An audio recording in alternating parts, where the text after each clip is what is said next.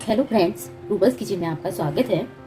और आप सभी को मेरी तरफ से गणेश चतुर्थी की ढेर सारी शुभकामनाएं। और गणपति जी ये पधारे हुए हैं और उनका ये फेस्टिवल होता है, कोई 3 दिन का मनाता है, कोई 7 दिन का या 5 दिन का या 11 दिन के मनाए जाते हैं। और अपने घर में गणेश जी को बुलाते हैं और पूरी श्रद्धा प्रतिष्ठा के साथ उनको बिठाया जाता है अपने घर में। तो आप सभी को मेरी तरफ से गणेश चतुर्थी की ढेर सारी शुभकामनाएं। तो गणेश चतुर्थी पर हम मोदक बनाते हैं और गणेश जी के जो है विनायक जी के मोदक फेवरेट होते हैं, उनको बहुत पसंद होते हैं और भी उनको मिठाई पसंद होती है। तो अक्सर कर महाराष्ट्र में मराठी लोग इसको चावल के आटे से बनाते हैं, पर मैं इसको चावल के आटे से नहीं बना रही हूँ। आज मैं यहाँ पर गुजिया मोदक बनाऊंगी और ये मेरी अपनी रेसिपी है और किस तरह से मैं इसको बनाती हूँ। तो चलिए देर ना करते हुए मैं स्टार्ट करती हूँ। तो मैंने क्या किया है, सबसे पहले मुझे इसमें गुजिया मोदक के लिए चाहिए मुझे मावा। तो मावा को मैंने मिल्क केक की तरह मैंने इसको सॉटे किया हुआ है, भुना हुआ है। और ये मेरे घर का ही मावा है, मैंने इसको दूध से मिल्क केक इसकी बनाई हुई है और इसको लगभग आधा घंटा लगता है। और अगर आप इसकी रेसिपी देखना चाहते हैं, आपको अगर इसकी रेसिपी चाहिए तो आप मेरी डिस्क्रिप्शन बॉक्स में ये रेसिपी को देख सकते हैं। और इसमें लगभग आधा घंटा पूरा लग जाता है, आधे घंटे से बल्कि ज़्यादा ही। आप देख सकते हैं कि कितना अच्छे से मैंने इसको सॉटे किया हुआ है, भुना जाता है और देसी घी के साथ इसको थोड़ा सा भूनते हैं। और आप इसे ऐसे ही बर्फ़ी की तरह भी आप इसको कट कर सकते हैं, खाने में बहुत अच्छा बनता है। और आप जानते हैं कि आधा घंटे से थोड़ा ज़्यादा अगर हम इसको थोड़ा सा और भूनेंगे तो इसकी डार्क कलर की एक मिठाई, तो उत्तराखंड की फेमस मिठाई होती है जिसे बाल मिठाई कहते हैं। और आप देख सकते हैं, सर्च भी कर सकते हैं कि बाल मिठाई कैसे बनाई जाती है, कितना टाइम उसको लगता है बनाने में, दूध से ही। लेकिन काफ़ी लोग उसको चॉकलेट मिठाई बोल देते हैं कि चॉकलेट टेस्ट में पड़ी है, पर ऐसा नहीं होता है क्योंकि वो दूध से ही इसी तरह से बनाई जाती है जिस तरह से ये मैंने बनाया है। लेकिन उसका कलर, जैसे ये यहाँ पर मैंने चिरौंजी डाली है, इतना डार्क होता है। और इसी तरह से जैसे मैंने इसका प्रोसेस रिपीट किया है उसी तरह से वो बनाई जाती है। तो कम से कम उसको भूनने में 1 घंटा लगता है। तो चीनी का कलर जो होता है उसमें कैरेमल हो जाता है और साथ ही साथ जो मिल्क होता है वो भी कैरेमल हो जाता है। तो उसके कारण जो चीनी का कैरेमलाइज होती है उसके कारण उसका कलर चेंज हो जाता है, तो वो एक बाल मिठाई बनके तैयार हो जाती है। तो मैंने तो ये आपको एक बाल मिठाई की टिप्स भी दे दी है।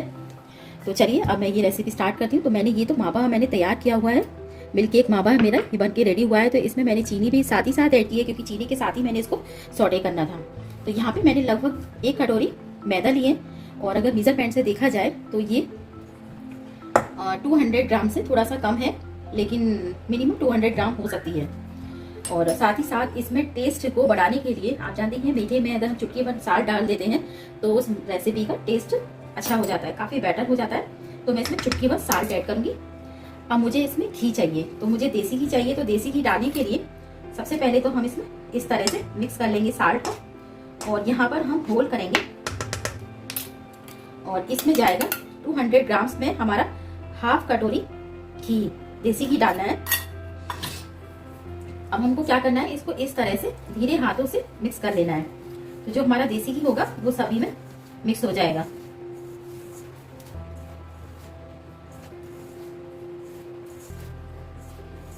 और हमें इसको मलते समय, जब हम इसका आटा डो बनाएंगे तो हमें ज्यादा इसको सुमिलना नहीं है। जैसे हम बालूशाही बनाते हैं उसी तरीके से हमें इसका डो रखना होगा। तो देखिए, जैसे हम मठरी बनाते हैं, खस्ता मठरी, उस तरह से इसका लड्डू बन रहा है। तो ये मेरा परफेक्ट डो बनके रेडी होगा। अब मैं इसको पानी के साथ तैयार कर लेती हूँ। तो आप देख सकते हैं यहाँ पर मैंने इसका ये डो तैयार कर लिया है और हमें इसको सुमिलना नहीं है, इसी तरह से हमें इकट्ठा करना है। और ये हमारा डो जो होना चाहिए वो इस तरह से होना चाहिए जैसे हम कोई बालूशाही बना रहे हैं, और इस तरह से खुल जाए।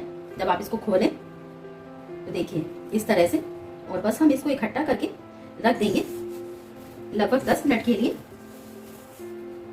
क्योंकि अगर आपने इस आटे को अगर सुमिल लिया ज्यादा तो क्या होगा कि आपकी जो मैदा होगी, जो हमारा फ्लोर मिल होता है, तो ये चीचड़ मतलब खिसता है ये हमारा। तो ये आप जब भी कुछ भी डिश बनाएंगे इससे या पूरी बनाएंगे तो क्या होगा कि ये आप स्ट्रेच तो जितना भी करेंगे लेकिन ये श्रिंकिंग हो जाएगा, श्रिंक होता रहता है।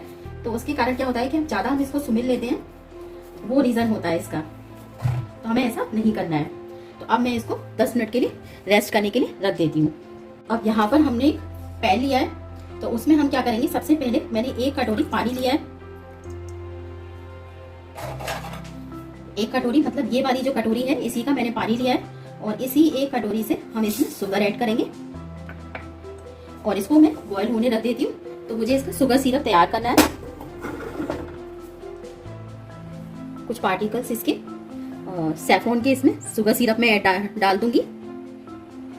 और बाद में जब मेरी चाशनी बनके तैयार हो जाएगा शुगर सिरप, उसके बाद मैं इसमें कार्डमम एसेंस डालूंगी, इलायची एसेंस। तो देख सकते हैं यहाँ पर मेरा मैदा अच्छे से तैयार हो चुका है और देखिए थोड़ा सा शाइन भी आ रही है इसमें।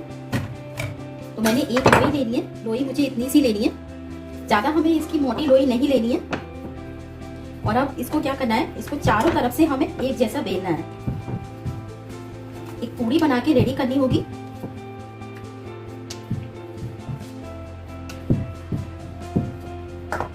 अब क्या करना है, हाथों में इस तरह से हमें लेना होगा इसको और ऐसे यूं। अब यहाँ पर क्या है, हमें हल्का सा पानी लगाना है, जिस तरह से वो मराठी लोग चावल के साथ, चावल की पूरी के साथ इसको बनाते हैं, इसकी स्टफिंग करते हैं, उसी तरह से हमें इसकी प्लेटें बनानी होंगी। अब मेरे पास सांचा तो नहीं है और मैंने काफ़ी ट्राई किया, मुझे नहीं मिला यहाँ पे। और मुझे मोदक बनाने थे, मैंने सोचा, मैंने कहा चलिए मोदक की मैं रेसिपी डालूं। तो मुझे फिर इसको हाथ से काफ़ी इसकी प्रैक्टिस करनी पड़ी, क्योंकि मेरी मदर इसकी कचौड़ी, खस्ता कचौड़ी बनाती हैं, तो वो इसी तरह से बनाती हैं। तो मुझे यही बारी वो उनकी ट्रिक मुझे याद आ गई।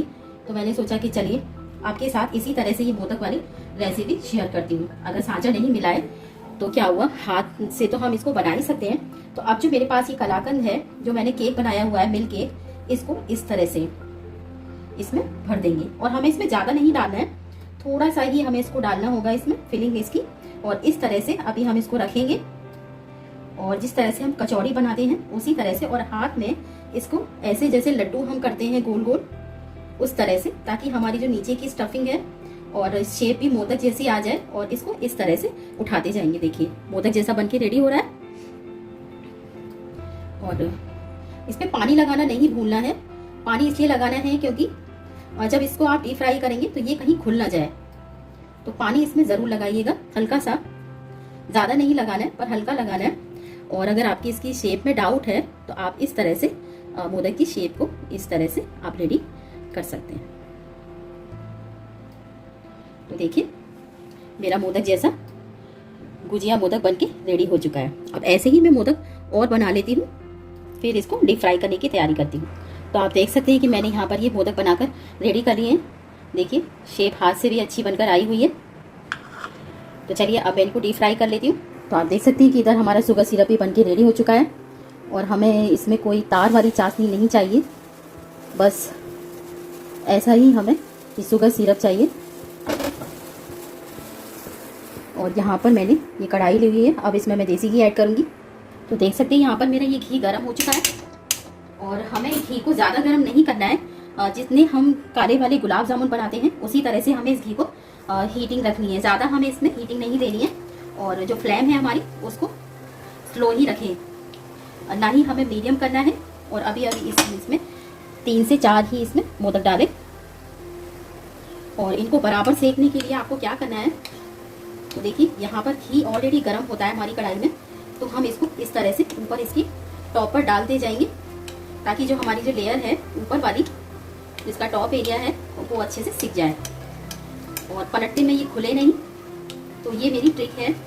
इस तरह से मोदक काफ़ी अच्छे बनते हैं और बराबर ही कलर आता है मोदक में, जैसे काले गुलाब जामुन बनाते हैं उसी तरह से इसमें कलर आएगा, ना ही ये फटेंगे ना ये फैलेंगे। तो अब तो वैसे भी बहुत सारी चीज़ों से मोदक बनाए जाते हैं। अब जो हमारे पास ये बचे हुए हैं, जो हमने बनाए हुए हैं, और उनको भी अब इसमें डाल देंगे। कलर आया हुआ है और इसी तरह से हमारे ये सारे मोदक बन के रेडी हो जाएंगे। आप ऊपर से भी नीचे से भी टिप कर देते हैं। तो यहाँ पे मैंने अभी गुजिया भी डाल दी है, और गुजिया तो जानते ही हैं कि सभी की फेवरेट होती है। इसे भी मैं बाद में शुगर सिरप में डिप करूँगी।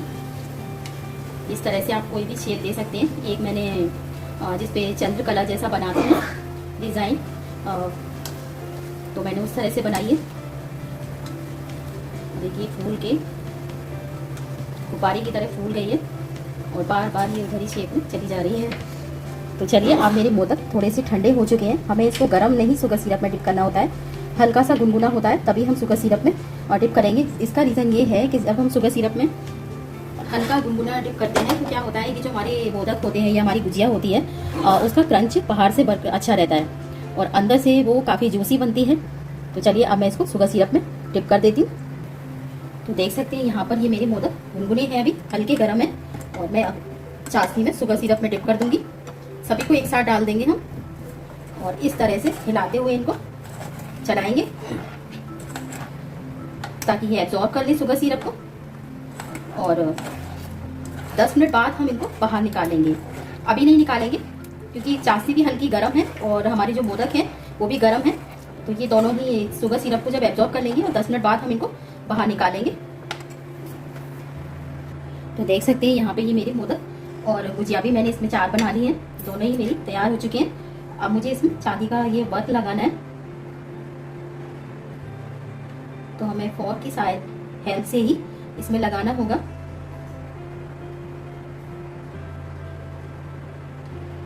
सभी में लग जाएगा ये थोड़ा थोड़ा। तो देख सकते हैं यहाँ पर मेरे होममेड गुजिया मोदक चांदी वाले बनके रेडी हो चुके हैं। तो आपको ये रेसिपी कैसी लगी तो प्लीज़ मुझे कमेंट्स करें, लाइक करें एंड सब्सक्राइब। तो ऐसी ही रेसिपी में मैं आपसे फिर मिलूंगी। तब तक के लिए bye bye and take care.